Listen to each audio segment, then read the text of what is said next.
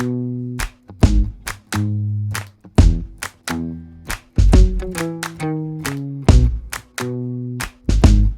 this is Kathy again from Living Like Locals, talking to you a little bit more about wine suitcases and getting wine and liquor back into the States. As you've seen in our previous videos, we travel with our wine suitcases in various forms depending on where we're going, how much luggage we have, how much do we want to carry, that sort of stuff too. There is another solution for that, and that is shipping it back. I typically will go to each of the country's websites to get a sense of how much it'll ship back, how much the duty will be on those, if the vineyards could do it, those sort of things too. It sometimes is more economical, other times it's not.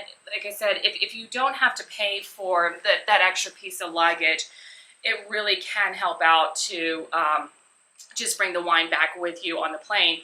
But there are some scenario cases where if you're planning on doing a big trip or you're planning on buying a lot of wine and or alcohol, that you may want to do some shipping back. So when we did our sabbatical and we were gone for 6 weeks, we were in New Zealand for 2 weeks, and then we were going to Australia for 4. We did bring 2 wine suitcases with us at the time. But in New Zealand, we ended up buying a case and a half of wine before we even got started to Australia, so we knew that we were going to be in trouble. What we did do is we sort of Googled on our website, and we actually found a wine, basically a vendor that ships wine back to the States. It wasn't that bad or costly for us because it was really more important to get these local wines back, but you know, it can get expensive. It could add, you know, sometimes up to additional $10 a bottle. So when you're determining whether or not you should ship wine back, you need to really talk to the vendor who's going to do the shipping. In New Zealand, we were lucky to find a vendor that was going to ship back, and they were going to ship back various wines from various different vineyards. So what we did with him was we went with him in the morning. We explained to him what we were going to do, and then from there, he said, go around to the different vineyards, pick out the wines that you want, let me know. He was actually going to buy them for us. Not mark them up, but it was just easier for him to buy them for us and then create his list for customs and then ship it to us. You got to do the math and how much you want it. In our case in New Zealand, it added on about $10 a bottle.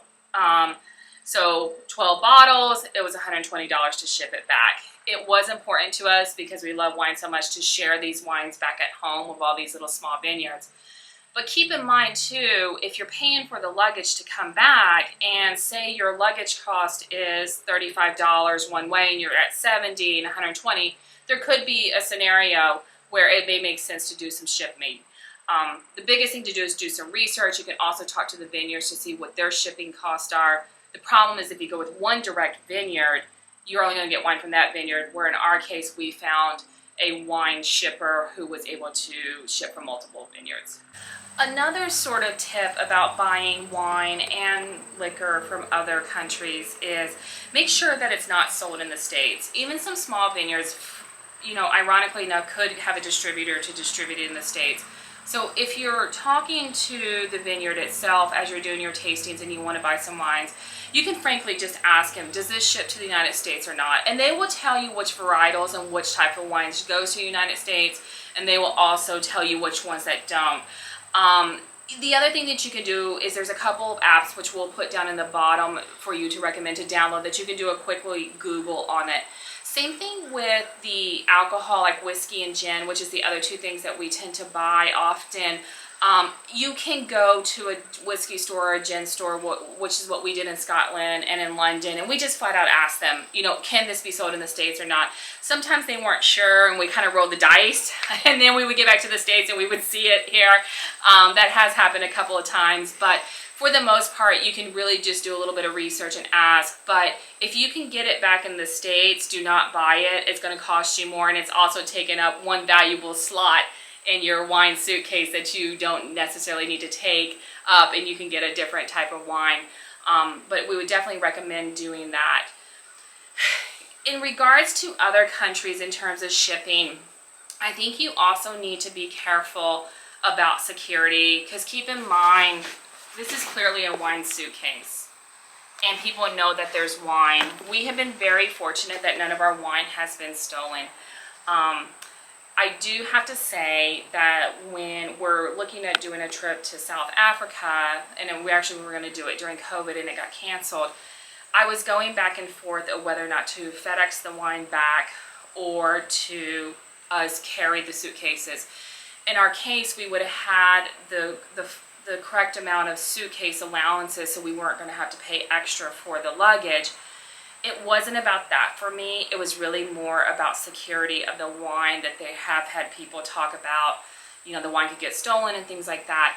I have ultimately decided to bring the wine suitcases with us. I think that that's going to be the better way to go, and that we're going to just kind of get them back to us, because shipping them back from South Africa, trying to get them through customs, through the U.S. Postal Service, FedEx, now that was going to be a lot more complicated.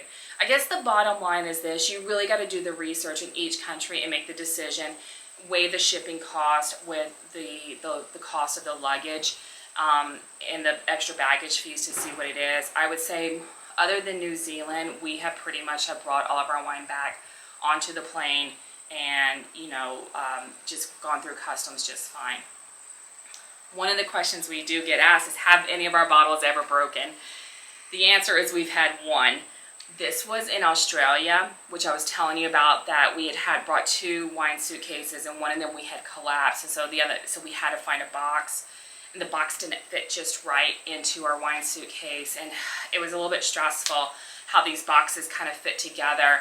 And I thought I had padded it pretty well, but keep in mind, we were going from Australia to Los Angeles to Boston, so there was a lot of movement of that wine suitcase, and I was stressed out the whole entire time. And when we did get back, we did have one bottle that had busted. Fortunately enough, though, none of the other wine had any issues, and we were safe with that. But for the most part, if you already bring your box with you, you likely won't have it, and then with the hard suitcase, you won't have it either. So it's just really when you're trying to potentially find another box that may or may not necessarily fit the soft suitcase as much. And we'll show you a picture of our wine that, you'll see a picture of our wine that we brought back from Australia, and it's quite impressive, and we're still enjoying every sip of it today.